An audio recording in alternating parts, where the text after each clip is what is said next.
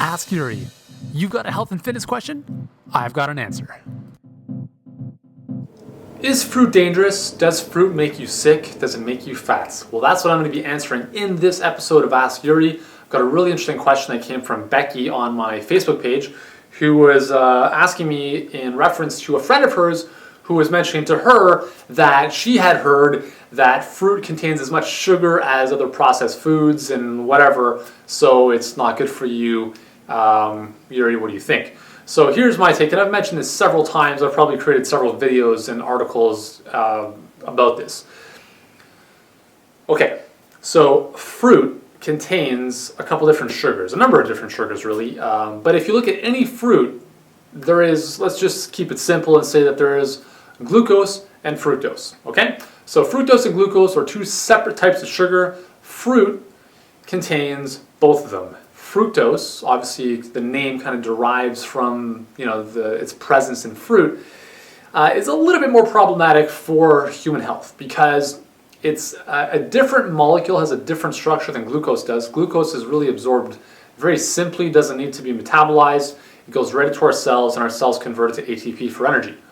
Simple, okay? Fructose needs to be sent to the liver first, and then the liver needs to process it, convert it into glucose, and then they can release it as glucose into the bloodstream and into the cells, and then they can do their stuff with it.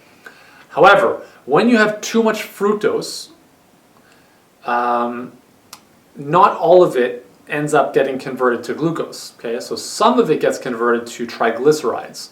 And this is a rate-dependent process. So if you have too much fructose coming in at once, then your liver cannot handle it and must start converting some of that to triglycerides.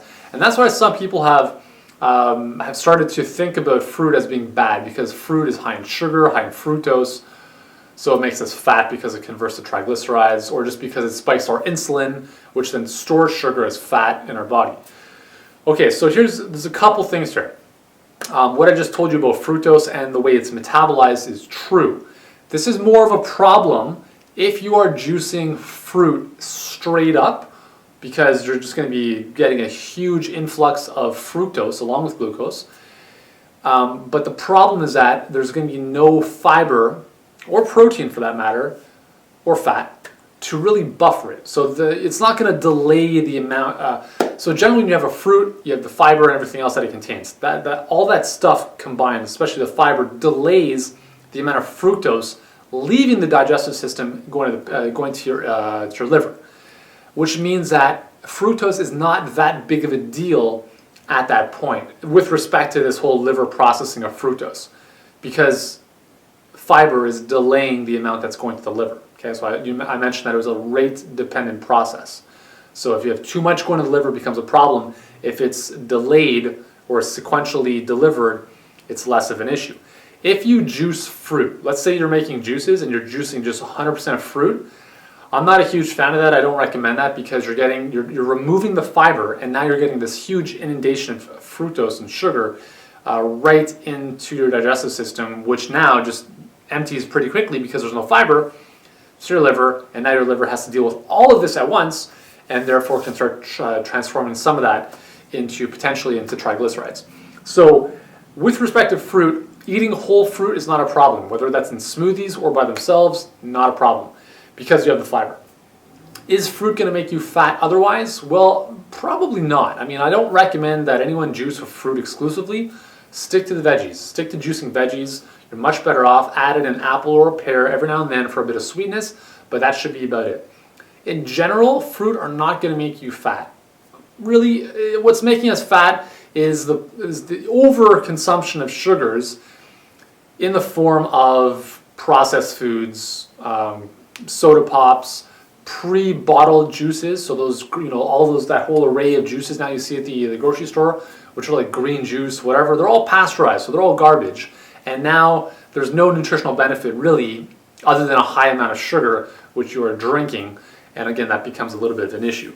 So again, this can be a very complex matter. I talk extensively on this topic in the entire Module 1 of Super Nutrition Academy.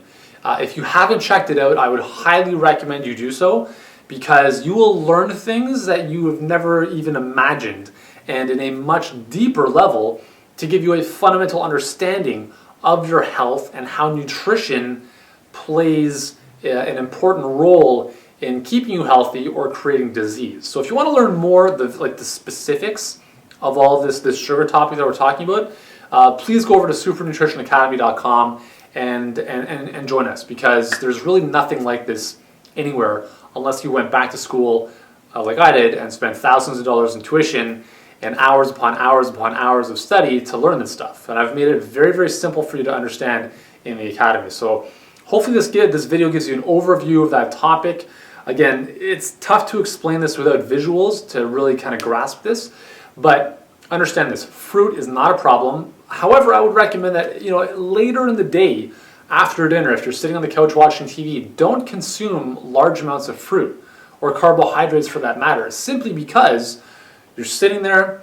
If they're not being used, they potentially will be stored as fat. Okay, if you're working out afterwards, that's one thing. But if you're sitting on the couch and that inundation of sugar is coming into your body, if your body is not going to be using it for energy, it will store it. Okay, sugar will release insulin into the blood. Insulin is going to take the sugar, store it into your muscles, store it into your liver, store it into your fat cells. That's what it does. So fruit, generally most fruit are not going to spike your blood sugar. A lot of them are not necessarily high glycemic index foods. Some of them are, some of them aren't. But in general, stick to the kind of the low glycemic stuff. So berries, apples, pears, they're awesome. And yeah, so again, it's a complex matter. I hope this video, the goal I want to get across with this video is that fruit is not the problem. The problem is getting sugars in through sodas, packaged foods, and pre-bottled juices. Okay, if you're eating fruit in and of themselves, there's a huge amount of nutrition that you're getting: antioxidants, vitamins and minerals, phytonutrients, fiber, all this amazing stuff. They're not the problem. Okay, so Becky, you can tell your friend to watch this video or to check out Super Nutrition Academy, and hopefully that answers her question and yours as well. And thanks again, and I'll see you in the next video.